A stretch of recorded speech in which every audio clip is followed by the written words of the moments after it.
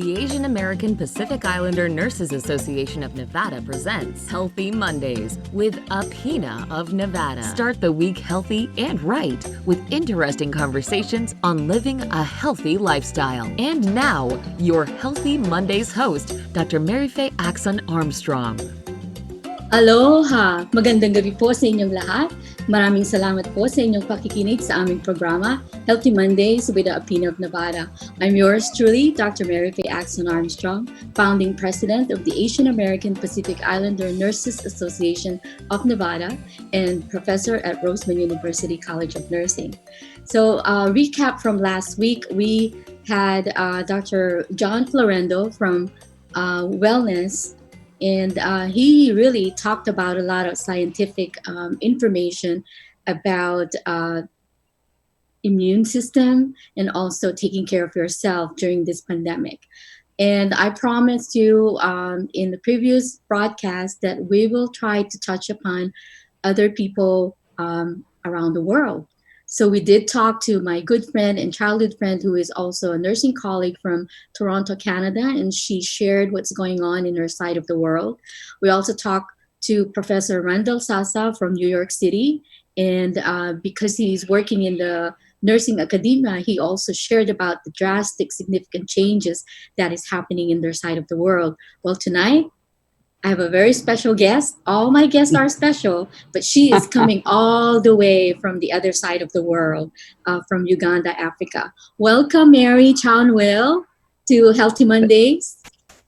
Thank you. Thank you. I'm glad to be here. Thank you for agreeing to be our guest tonight. So I'm going to have Mary shared about her history, her journey.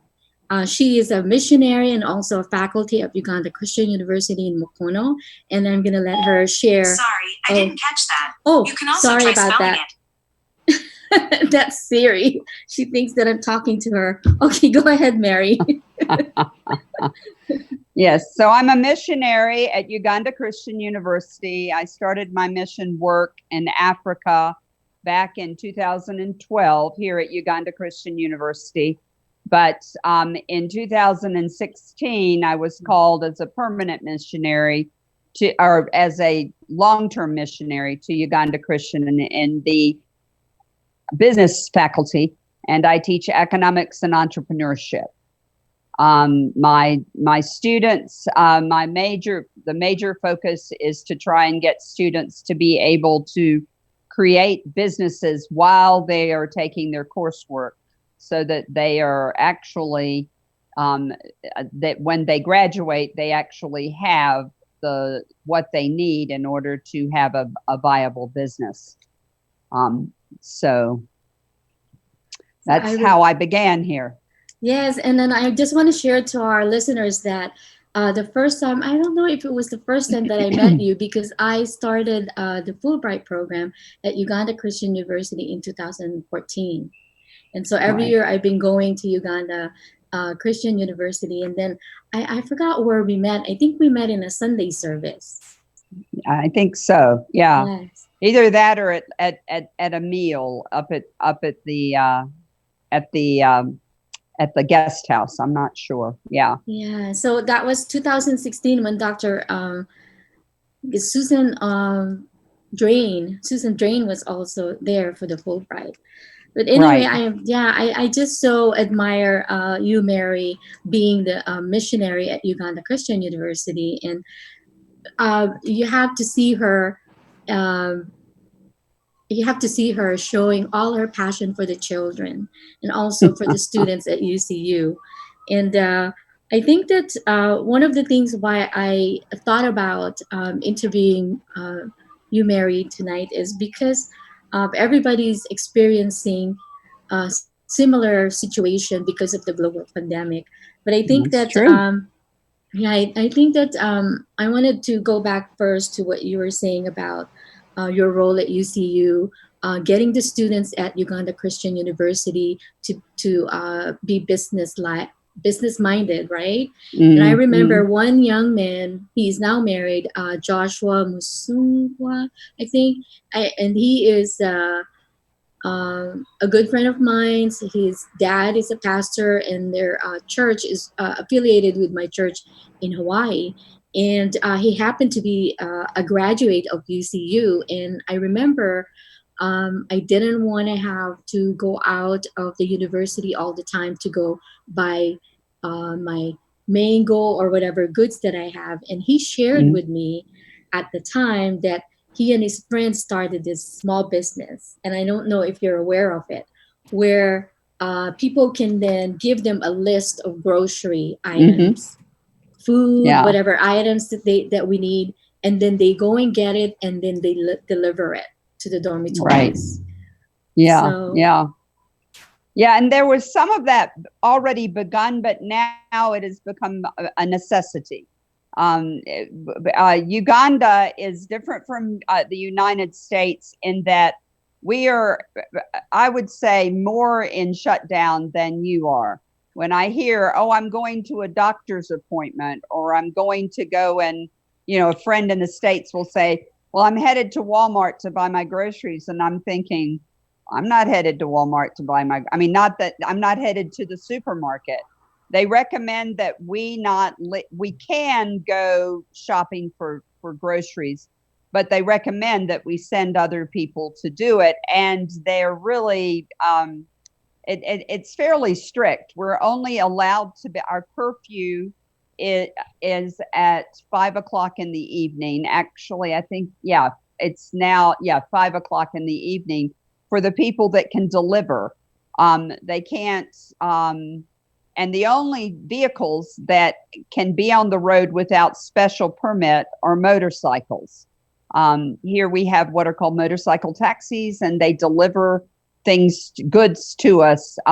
You have to get a special permit if you want to get something delivered that requires more than a motorcycle. And it's amazing what they can put on the back of a motorcycle. So, here the difficulty is where this makes for difficulty is most people do not have cars, and they get around by motorcycles. They're not allowed to ride on the motorcycles. Only goods are allowed to be transported on them, or they get around in 14 passenger taxis.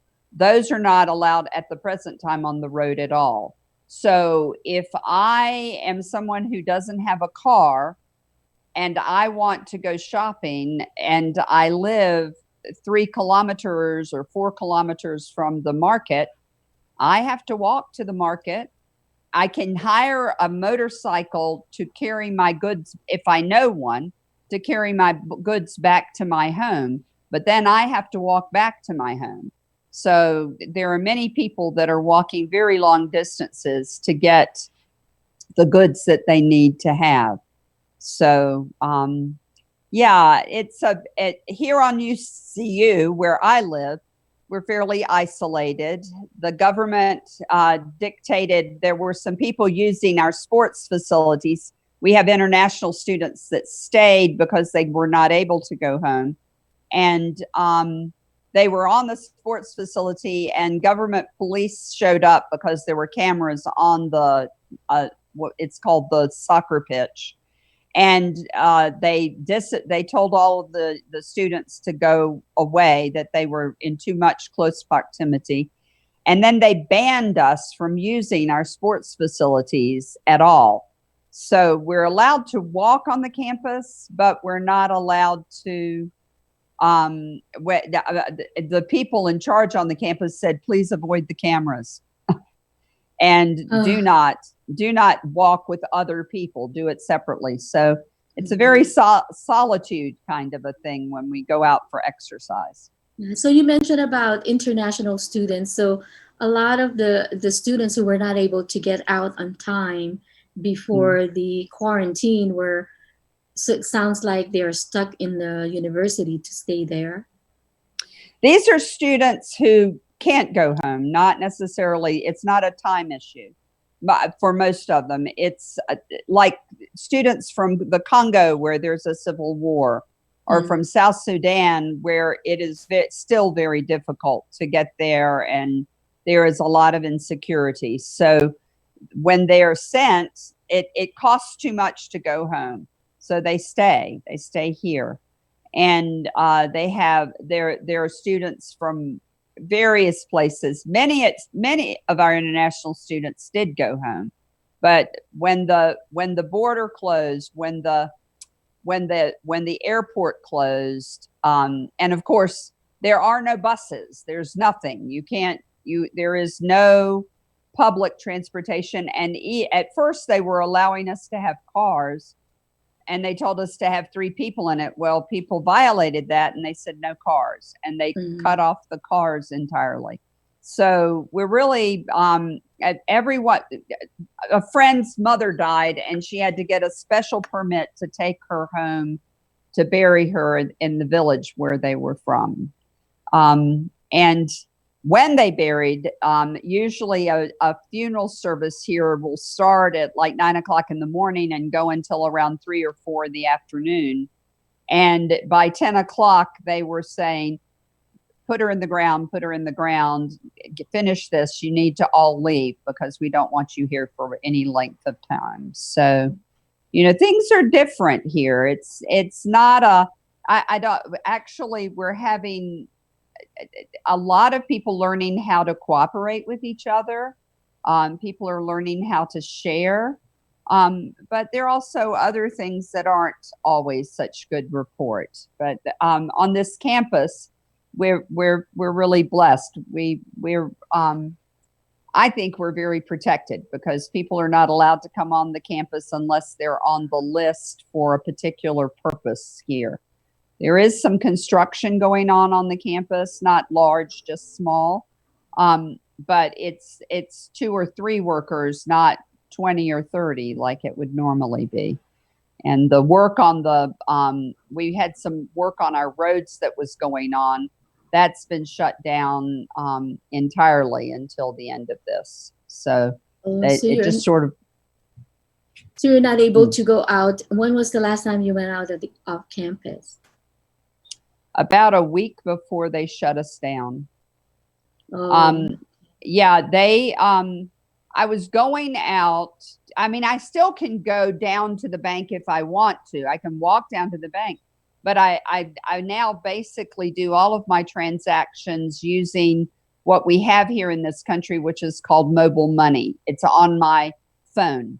So I go to my bank in the States electronically, and I transfer funds to my phone. And then from my phone, like today was payday for the people that work for me, from my phone, I transferred money to all of them today, so that they would have income for this upcoming week. Wow, Yeah. Thank goodness for technology, right? I mean, can you really imagine? Yes. No, I can't. And they really don't want us to be going to the banks. And I'd never used mobile money that much. I mean, I'd used it a little bit to buy data for my phone or airtime for my phone. I'd put money into mobile money so that I'd always be able to have that. But in terms of transactions of sending, pay to people, I'd not done that. And it has been very convenient. I don't have any money in my house. I mean, if anybody wants to rob me, they can take my electronics, but that's about it. There's no funds in my house because it's all on this electronic thing. It's really fascinating to me. How are you doing with your meals? I think I was thinking, because I lived in that, just so the listeners know, I lived in Uganda Christian University campus. Every time I go there to teach in the Department of School, Masters of Science in Nursing, and the food is provided for us in the guest house. So is the guest house open, or what's going on with Eunice guest house? The guest house is not officially open, although during this time they discovered bats in my ceiling, and we're in the process of trying to arrange for a fumigator to come and fumigate. And the head of the guest house, who's a friend of both Mary Faye and I, said, you will come and stay in the guest house while they do the fumigation. And when they said it, I hadn't thought about the fact that I was going to have to pack up this whole house in order for this fumigation to take place. So I confess I'm kind of hesitating because I don't really want to do that. But of course, I'm going to probably have to. So, yeah. And they do have a bakery that they just started a few months ago. And so most of us on campus, and even some people that live just off campus, are ordering their bread from the Eunice Guest House. They are also selling their bread to the dining hall, who are the people that are feeding the international students that are on campus. So that's where I get bread.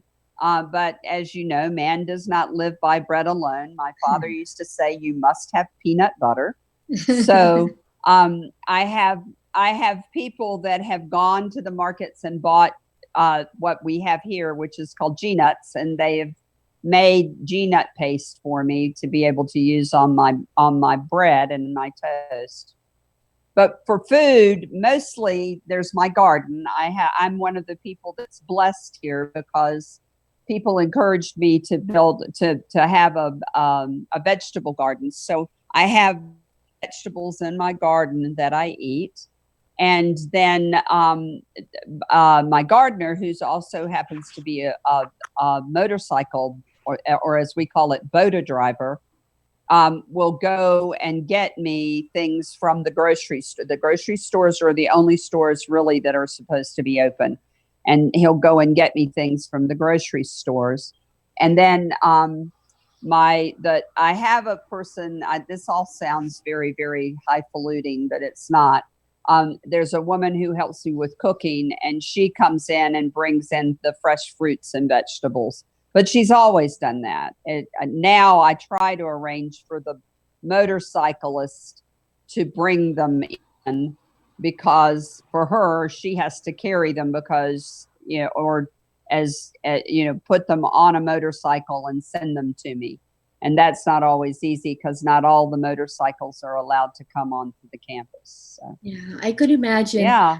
When I was the last time I was there was last year, June, actually June, July.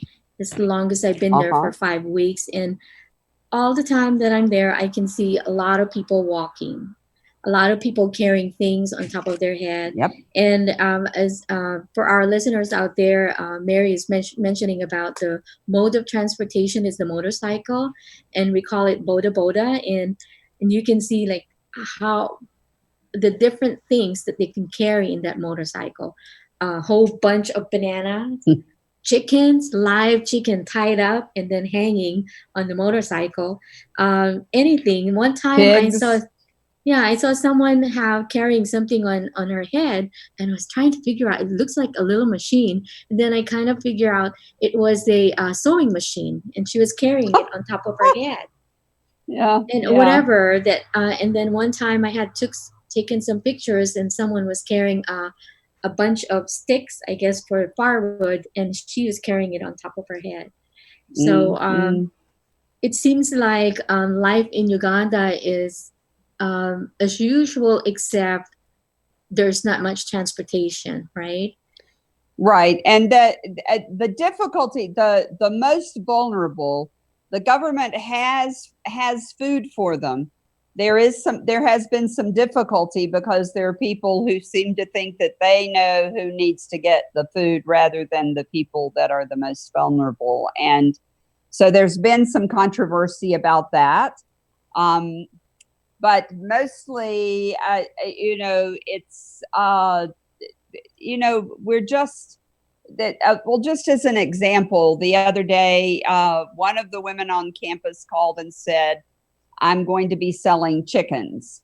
And so I made a list of people that I thought might benefit from having a chicken, like with a large family or whatever. And so I bought several chickens, and then we distributed them to those people. But she's sold all of her chickens now, so we won't be doing that. And so I mean, I won't be doing that again, but there'll be others. People are finding ways to manage and also to be able to. I'm so encouraged by the people that are figuring out ways to have business when there is no way for there to be business. One man, he was sent home from UCU because they didn't need so many electricians on campus. And he came to me and wanted help. And I said, well, I can't give you just help, but I can give you work. And so he did several jobs here with me over the last week or so. Mm-hmm. So that was good. And those kinds of things are happening, but different people, or when that chicken goes to a neighborhood, they were telling me it's not just that it goes to that family, it goes to the neighborhood. But one friend that I gave a chicken to the other day, she said 14 people ate off of that chicken. So, it's a different kind of we're hearing more about the sharing and the caring and being concerned for each other. And that I try to concentrate on, and not the things that are not so positive. So there are all the interviews that I have in the past weeks yield some positive energy and positive outcome. And I mean, I could say that what's happening with the COVID-19, the global pandemic, is has a divine purpose. And I have said this in the previous broadcast, that there's a divine purpose, that we are learning how to share. We are learning how to be innovative. We are learning how to be creative. And really, we are going down to the basics. And you mentioned about someone encouraging you to start a garden. And I know when I travel, every time I travel there in Uganda, and then we will be passing by a community, and even my nursing students and the faculty who came to Uganda for the mission trip, they noticed that when we were passing by the houses, each houses have a little garden. They have a banana tree. They have those sweet potato and those taro. We call it taro. I think it's got all different kinds of staple foods that is growing in their garden. So I remember growing up in the Philippines, it's like that too. And my own family, we have in our backyard, we have sweet potato growing, maize. I see that. So basic things, and that kind of limit you from going out and getting your basic necessities. So there's still need for things, and a balanced diet isn't always available, but there are things like my boater friend has a piece of land, and the woman next door came to him. She's an older lady, and she said, I've dug all the cassava I can dig. My corn isn't ready yet. I need food. And so he came to me and said she needed food. And I said, okay, well, we had made up bags of food for different people. I said, let's take some of that, but also, but for her, because she's so far from town, she's like up in the mountains. We bought larger quantities and sent them to her house so that she would have food. And even there's a ministry that we helped to get food to the people at that ministry recently. And the man who runs the ministry is actually trapped in Egypt. He was on his way home to Uganda when the borders closed and he wasn't able to come. So he's in Egypt, and he was talking to the people that are at the ministry and saying, now you should be thinking about 10% of what you've just received. Who's it going to go to? Who's in need? Who's the most vulnerable in your area and needs the help that you have? So there are other things that are happening here with COVID. Of course, schools are not in session. But they are sending out materials for the students to work on at home. We're not talking about university. We're talking about at the high school and grade school level, and that they're doing that electronically where they can. but they've recognized that some people will not have the electronics, so they're sending hard copies to the leaderships in different communities, and then they're called LC1s, and then the LC1s are distributing, people can come to them and get the papers so that their children can work on things while they're at home, because they're supposed to be in session, that we're about to go out of session in about 2 weeks' time was when we were scheduled. But right now they're supposed to be doing coursework. So yeah, even before the COVID-19 global pandemic, I know while I'm teaching there at UCU, our Masters of Nursing Science students, a lot of them will just stay around Mukono, because they live like even one lives in Gulu. So it's not possible for him to be traveling from Gulu to Mukono. That would be like 8 hours, right? Or even more than 8 hours. So a lot of them live around there. And so I was going to say that for our listeners to understand the struggle of our students there are if they go home, even if they live close by, if they go home, they don't have internet. Right. So that when I tell them, oh, your paper is due at this time, I try to be more lenient, because we take it for granted, especially here in the U.S. Readily to have the internet access. You can go to a cafe and then sit there and you have a free internet connection, Wi-Fi connection. It is not readily available for our students out there. So there are so many adjustments, but then we really take it for granted of what we have. And so I'm saying it again, this pandemic, this global pandemic, has a divine purpose. It is forcing us, and some people naturally comes out with a sharing and caring. As you mentioned earlier, you give one chicken to someone and it actually fed 14 people. So it's not only here in the US, not only in the Philippines. I was talking to my childhood friends early this morning, and then now we're talking to my good friend and missionary and faculty at UCU, Mary Chowenhill. So I'm really glad that we had a chance to talk, and for you to share. I'm thankful that you're sharing what's happening in Uganda. So what's happening with your students, the students who are in the business? What are the things that you have been adjusting to and preparing them for? Well, that's the difficulty. We were supposed to be going into examinations, and the university had come up with a plan that those that were able to access with smartphones would be able to access their examinations and do online examination. The government, actually not the government, but some law students decided, no, we can't have this. And so they went and petitioned for it to not be allowed. And so they shut it down. We were really excited about it, not because we thought, anybody here thought that every single student was going to be able to take the exams online, but it was a beginning.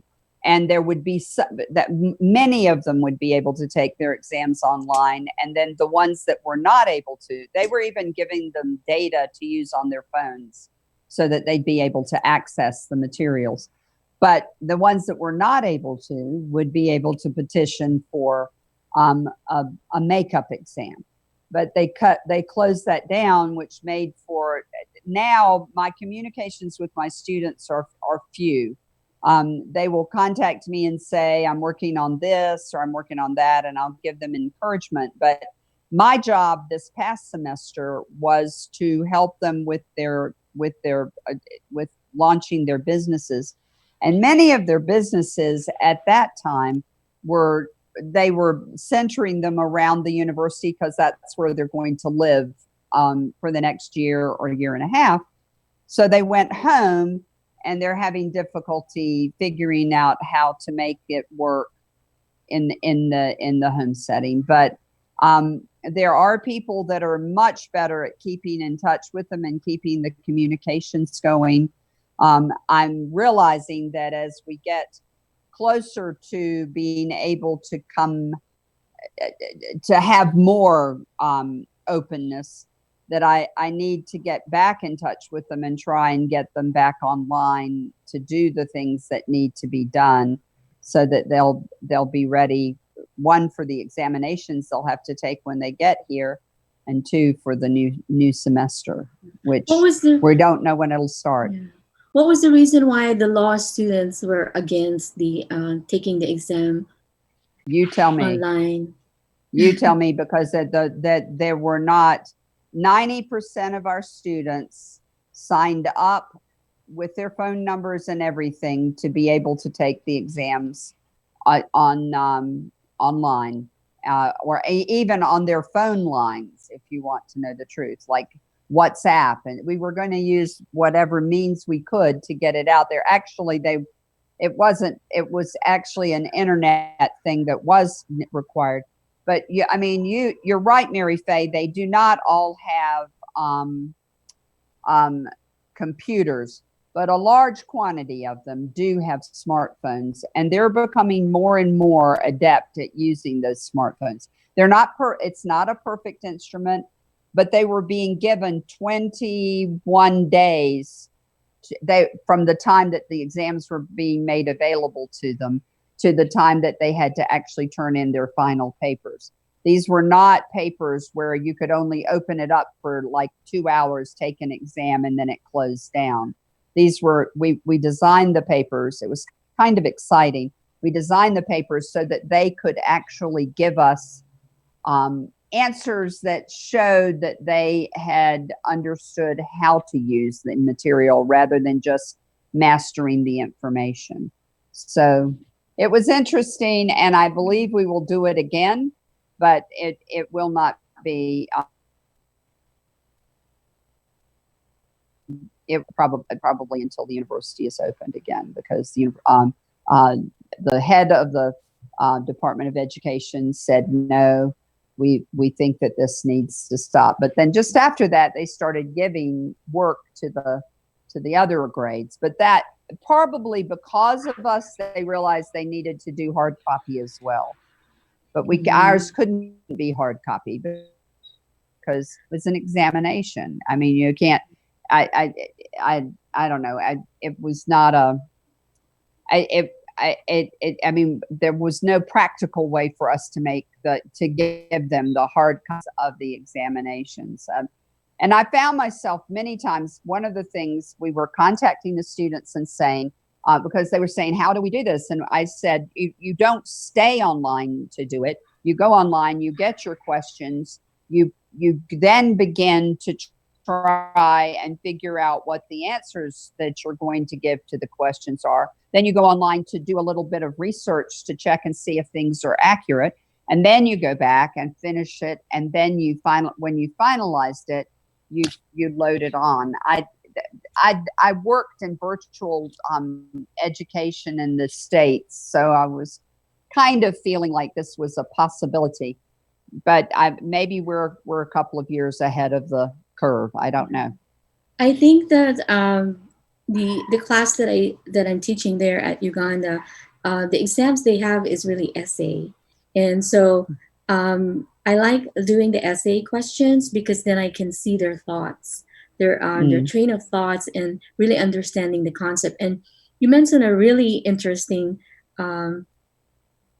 concept here: the mastery of the content versus the mastery of the question. Because here in the United States, we do have a lot of multiple choice question, and that's easy to grade. But the essay question, as a faculty, you would have to sit down and read their answers, versus you will just have the machine see if they had answered the question correctly by, did they choose A, B, C? You don't really see their train of thoughts with that. So I think this global pandemic is really forcing us to go down to the basics. Sure, we miss having a face-to-face encounter, but we as human being had the need to have contact, whether it's virtual contact. Sometimes I would look out the window and I see people walking, and and they will look up in my Mhm. my patio, and I don't know whether to say hi or hello. Even going to the grocery stores, people are just doing their own thing. It's like, zone in. Um, I think that the sharing and caring and forcing us to really um, do whatever we can to do what we have, and forcing us to be creative and innovative. Mhm. Any other, I know time flies when we're having fun. Well, we really covered a lot, and thank you for sharing what's happening there in Uganda, Africa. Any, Absolutely. yeah, and any words of wisdom for them, for our listeners? I like you believe that this is a time that we have been given. If you look in the scriptures say that every seventh year is supposed to be a year of letting the land rest, and we as people in this world have not been doing a lot of that for many years. And so I find myself wondering if this is, for me, I find it as an opportunity to let not so much the land rest, but to let me rest. What taking time to spend time in God's word is important to me.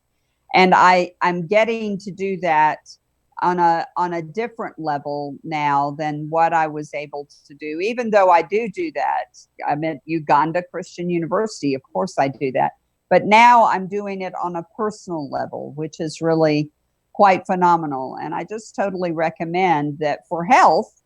It is important that we get rid of our anxiety, and there's certainly a lot of things in the word that will help us to have a peace that, as we as Christians call, that passes understanding. And so Mhm. I would encourage them to guard their hearts and have the peace that passes understanding. I like that. I always tell my friends that, I'm praying for your for that peace that surpasses understanding. And when you have that peace, you'll know exactly what it means. So thank you again, Mary, for joining us tonight at our Healthy Mondays broadcast. Lots of Yeah, information. And again, you are thank you, welcome. PHLB. Yeah, thank you for PHLB Radio for partnering with us to bring information to our listeners out there.